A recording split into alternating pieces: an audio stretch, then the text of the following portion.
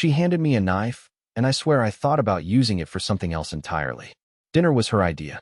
Ribeye, medium rare, mashed sweet potatoes, jazz playing like nothing was wrong. Except everything was wrong. Because sitting 3 feet across from me was a woman who had just confessed to an affair, like she was offering me the weather report. I didn't think you'd care this much, she said, as if my silence was somehow the problem. She cut into her steak. I watched the pink juice run into the potatoes like a crime scene. I hadn't touched my plate. My fork still rested exactly where she'd placed it. The worst part? It wasn't the betrayal. It was the way she did it. She told me over dinner. Casual. Like a Tuesday night confession between chores. Then she said, "And now, I want you to decide. Him or me. Right here. No running. No hiding. Be a man for once." That part hurt. Not because she questioned my manhood. I've never been one to puff my chest and swing hammers. But because she said it in front of her sister's boyfriend, and 2 of her co-workers, who had no business being in our house in the first place. She orchestrated it. She called it a healing dinner. She wanted me humiliated, cornered, boxed into performing like some wounded circus dog. Everyone was watching me, forks paused midair.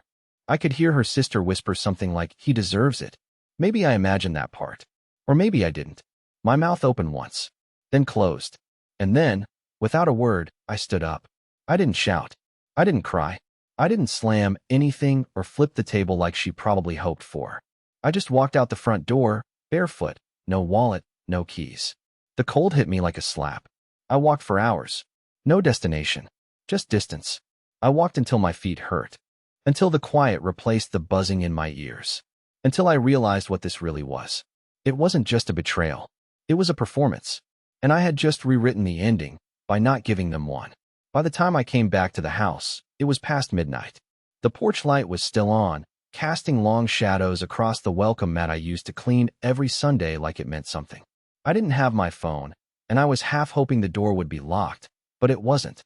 I opened it, stepped inside, and the smell of rosemary and shame still hung in the air. The dining room was cleared. No people, no plates, no leftover arguments. Just 2 glasses on the counter, and her scarf tossed on the back of the couch like none of it mattered. She was in the bedroom, on her side of the bed, scrolling through her phone like I hadn't just vanished for 3 hours after being emotionally executed in front of strangers. "No, where are you? No, are you okay?" Nothing. I could have been dead in a ditch or halfway to Michigan. But that was the moment I realized something far worse. She didn't care where I went, because she didn't expect me to go anywhere at all. "You left," she muttered, not even looking at me. "Kind of dramatic, don't you think?" I didn't answer.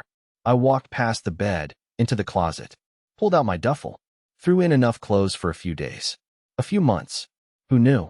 "You're seriously leaving?" she said behind me, voice rising now. "You're just walking away?" No apology. No explanation. Just a wounded ego. "I gave you a choice," she added. "You don't get to just skip out on that."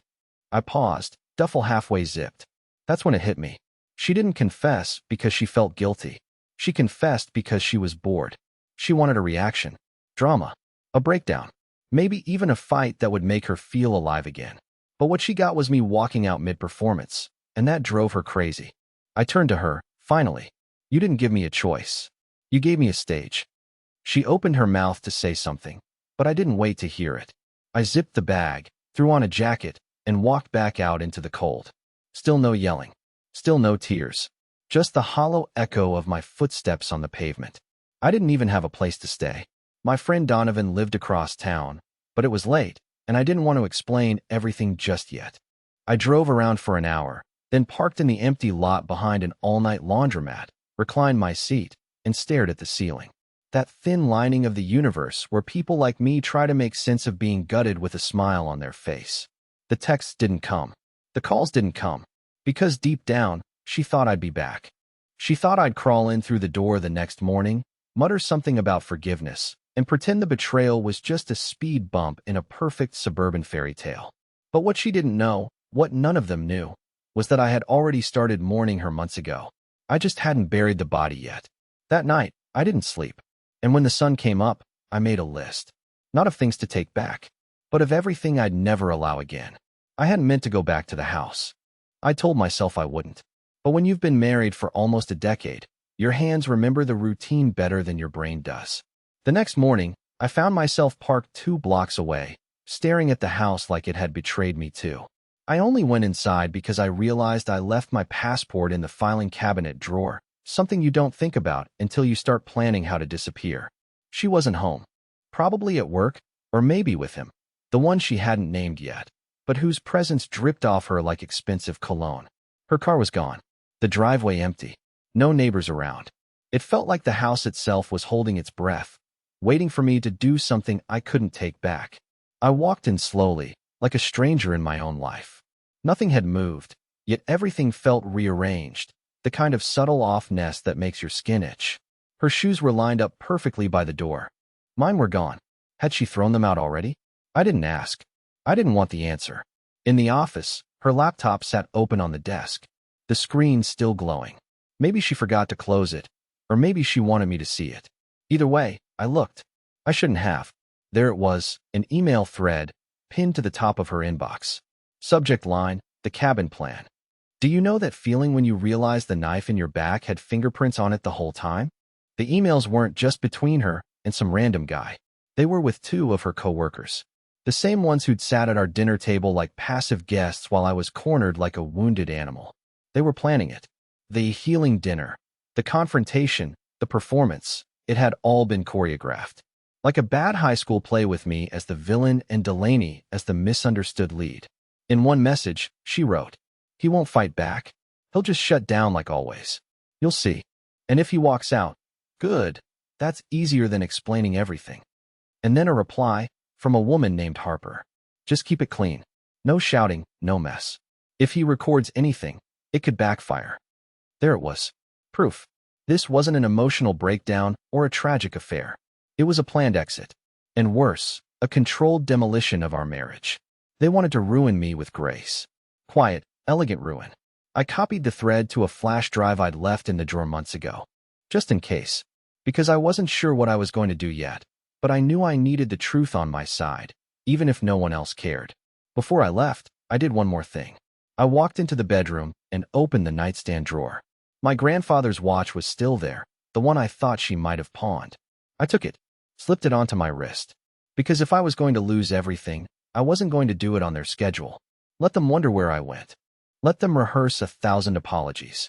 Let them choke on their own silence. They'd taken the stage and given me a role. But now I was rewriting the script. And this time, I'd be the one holding the mic. 3 days. That's how long it took for her to panic. On the first day, she didn't call, didn't text. I imagined she expected me to slink back like a wet dog, tail between my legs, mumbling something about wanting to talk. She probably had lines rehearsed. Excuses in her back pocket. Maybe even fake tears if I pushed hard enough. But none of that happened. I didn't check in. I didn't give her anything. On day 2, she texted once. Just my name. Not, "Where are you?" or "Are you okay?" Just that one word, like it was supposed to pull me back into orbit. I stared at it for 20 minutes, and then turned off my phone again. But day 3, that's when things started getting interesting. I was sitting in the parking lot of the coffee shop across the street from our house, in the back of a borrowed car my friend let me use after I told him half the story. The engine was off. The windows cracked just enough to breathe. And from that angle, I had a perfect view of her pacing on the front porch in leggings and a wrinkled hoodie. Not the put-together, icy strategist who'd humiliated me during dinner. This version of her was cracking. She looked unplanned. Then the cops showed up. 2 officers. 1 male, 1 female. They didn't go in with sirens or even knock hard. Just a polite tap and some questions. I couldn't hear what she said, but I could read the panic in her movements. She was explaining, gesturing, probably telling them that I'd run off, that she was worried for me. Worried. That word almost made me laugh out loud. It wasn't until I saw her hand start to tremble that I realized what she was really afraid of. Not that I was hurt or missing. No, she was terrified that people might start asking why. And if people started digging, they'd find the same things I did. The email thread. The fake intervention dinner. The affair that was so obvious once I stopped pretending it wasn't. When the cops left, she sat on the porch alone for nearly an hour. Didn't move. Just stared at the road like she could will me to appear. Like my silence was the only thing still holding her together. I could have walked over. Could have revealed I was there the whole time. just a few hundred feet away. But I didn't, because I wanted her to sit in it. The confusion, the guilt, the uncertainty. The same way I'd sat through months of gaslighting and emotional detachment, blaming myself for a distance I didn't create. Later that night, she called my mother. And that's how I found out exactly what she was telling people. I hadn't spoken to my mom in weeks, not out of spite, just life. But she called me in a panic around 10 p.m. She said, "You left a note," Mom whispered. "That you sounded unwell." Unwell? I hadn't left a note. I hadn't said anything. She was fabricating a narrative now, spinning it from victim to widow without a body. And the terrifying part? She was good at it. My own mother almost believed her. That was when something inside me snapped for real. Because now it wasn't just betrayal. It was character assassination. She had cheated on me, lied to me, humiliated me in my own house. But now she was trying to paint me as unstable, dangerous. She wanted sympathy. She wanted control. She wanted me silent and out of the picture, but harmless, so she could continue rewriting history without resistance. But she forgot one thing. I had the emails. I had the dates, the evidence, the motive, the backup, and more importantly, I was still alive, watching her play her final act, with no idea that the audience had already turned. She thought she had taken everything from me, but what she gave me was leverage. The thing about being quiet is that people confuse it with weakness. She never understood that about me. She thought because I didn't argue, because I never raised my voice or made ultimatums, that I was incapable of strategy, that I was soft, predictable, safe. But when you're invisible for long enough, you learn how to listen. You learn how to watch. And when the moment comes, when the entire chessboard flips, you're the only one who's ready, because everyone else thought you weren't even playing. That's why I didn't send the email to her. I sent it to her boss. Technically, I didn't accuse her of anything. I simply requested a discreet meeting regarding ethical boundaries and internal conduct. Attached with the PDF of the email thread she and her coworkers wrote about me. The one that detailed how they staged my humiliation and manipulated a false narrative to justify her affair. I didn't include anything about our marriage. Just her deception, her internal relationships, and the fact that company resources had been used to plan a personal ambush in the workplace setting. I used her company's language. I studied it.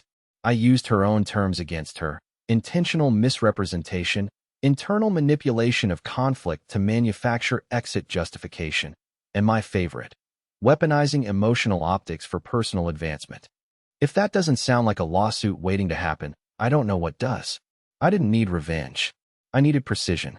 I needed the house of cards she built to collapse in on itself while I stood outside, untouched, watching through the cracks.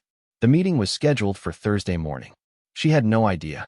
While she was out shopping for eucalyptus-scented candles and almond milk lattes like her world was still intact, I was having coffee with her boss in the back of a downtown cafe. He showed up in a fitted blazer and the kind of posture that screamed discomfort before he even sat down. Good. That meant he took the email seriously. He didn't say much at first, just asked if I could confirm the authenticity of the messages. I handed him the flash drive, told him I was only here because I wanted no part in the destruction, but felt compelled to inform him before someone else inevitably exposed it from the inside. It wasn't a threat. It was a courtesy. By the time the coffee got cold, I could see it in his eyes. He already knew what had to happen. A woman who manipulates others into faking interventions and creating false emotional narratives to justify infidelity? That's not just morally bankrupt. It's a public relations nightmare. A leadership liability, especially in a company built on trust, branding, and emotional alignment. I never said her name in the meeting. I didn't have to. That evening, she came home earlier than usual. No warning. I had stopped sleeping at the house by then, but I left a backup cam running in the front hallway. Not for legal reasons, but for truth. She stormed inside, slammed a bag on the counter, and made 3 calls in the span of 10 minutes. First to her coworker Harper, then to a guy named Max, the same one she was having the affair with. Then, last of all, she tried to call me. I didn't answer.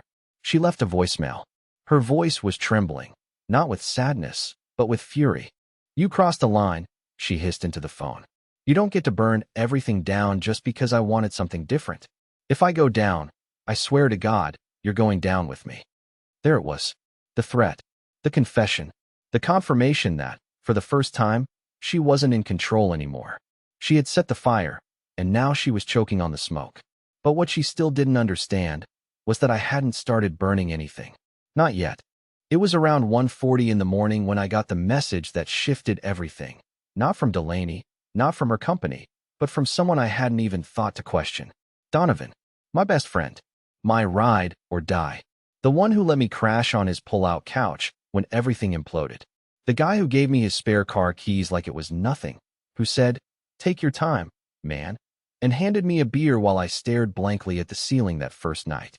He texted me something simple. Something meant to be harmless, but it cracked open the entire shell of the past few weeks. "You still got that flash drive? I think I left some work files on it too. Mind checking?" Work files? I stared at the screen for a full minute before I replied. "What files?" "Just some decks I exported from her machine. I was helping her with a pitch that week, remember? Should be in the cabin stuff folder." I didn't remember, because he'd never told me. I opened the drive. It had only ever held the email thread. One folder. But now I looked closer. Metadata, timestamps, file history, and a chill ran down my back. The folder hadn't been created by her. It had been created by him. Donovan had accessed her machine. Donovan had pulled the emails. Donovan had labeled the folder cabin stuff, the exact phrase I used when naming the drive. My hands started shaking. I called him. No answer. I called again. Straight to voicemail. I barely remember getting into the car. I just remember the roar in my ears, that rising pressure of betrayal that no longer had a name or a target.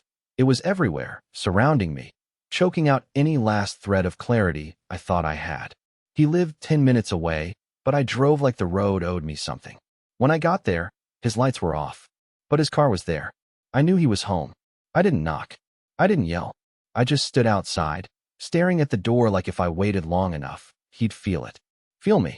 And then, right as I turned to leave, the porch light flicked on. The door opened, and there she was, Delaney, wearing his hoodie. For a moment, we all just stood there in silence. Her expression froze, like someone had hit pause on her face mid-emotion. He stepped in behind her, shirtless, rubbing his eyes like I'd woken him from some innocent dream. "Lowell," she started, but my name tasted like poison in her mouth now. "You didn't even wait a week," I said. Neither of them answered. And honestly, what could they say? That it was a mistake? That it just happened? That they didn't mean for me to find out this way? They didn't plan this part. That was obvious. Delaney had rehearsed betrayal with elegance. But this was raw, ugly, lazy. "You were supposed to be my friend," I said, locking eyes with Donovan. And for the first time, I saw it. Not guilt. Not shame. Relief. He didn't have to hide anymore. That was the final fracture. Not the affair. Not the fake dinner. Not the manipulation or the company drama. It was this moment, when I realized the last person I trusted had been quietly holding the knife the entire time, waiting for the right moment to twist it. I walked away. Again. No yelling. No punches. No grand speech. Just the sound of my footsteps retreating, and behind me, a door that stayed open just long enough to remind me that everything I thought I knew was dead long before I buried it. I didn't sleep that night. Not even a second. I sat in a diner off the highway, the kind that hasn't changed its menu since 1983, nursing a black coffee I didn't want. There was a crack in the window across from me that looked like a spider web, and for some reason, I couldn't stop staring at it. It reminded me of my life.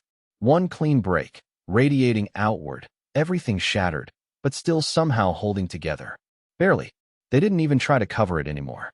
Delaney and Donovan were seen together the very next day, grocery shopping, of all things, like they were just another bland suburban couple picking out oat milk and rotisserie chicken.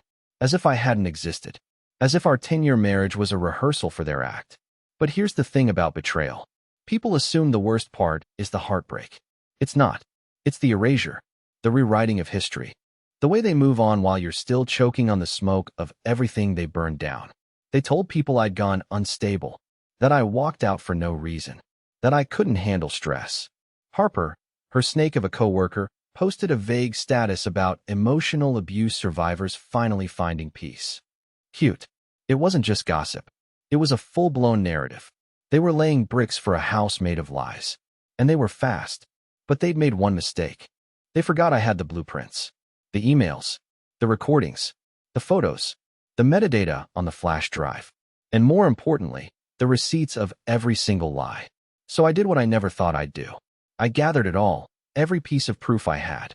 Not out of pettiness, not out of revenge, but because I realized something they hadn't.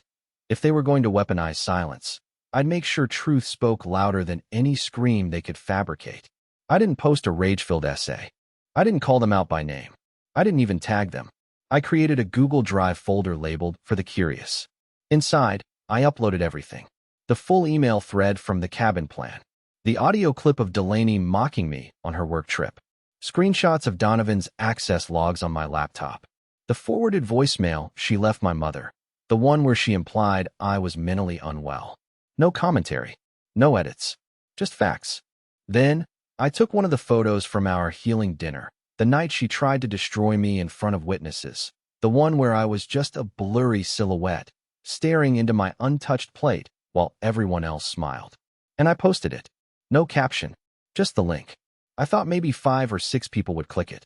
Friends, maybe someone from work. But I forgot how fast truth travels once it's out of the cage. By the end of the week, the link had been shared over 100 times. By people I hadn't spoken to in years. Former classmates, her coworkers, even someone from her HR department. Delaney called me 5 days later. I didn't answer. She left a voicemail. This time, her voice wasn't cold. It was cracked. Scared. She asked me to take it down. Said it was getting out of hand. That people were misinterpreting things. But she forgot something crucial. I hadn't said anything. She had built her world with lies. I just turned on the lights. The day I realized I wasn't angry anymore, I laughed. It wasn't planned, and it didn't even feel like mine at first. Just this dry, raspy thing that came out of my chest while I was standing in line at a farmer's market. I had picked up a jar of honey, of all things, and something about the simplicity of it, raw, golden, unspoiled, just broke me open. In the best way. No one around me knew that I'd once been reduced to a footnote in my own marriage. That just a month earlier, I'd been sleeping in the back seat of a borrowed car, wondering how the hell everything had spiraled so far out of control. That I had walked away from the only life I had known, not because I was brave, but because it was the only thing left I hadn't tried. But there I was, holding honey, laughing. It wasn't that anything got magically fixed. Delaney and Donovan never apologized. Not sincerely.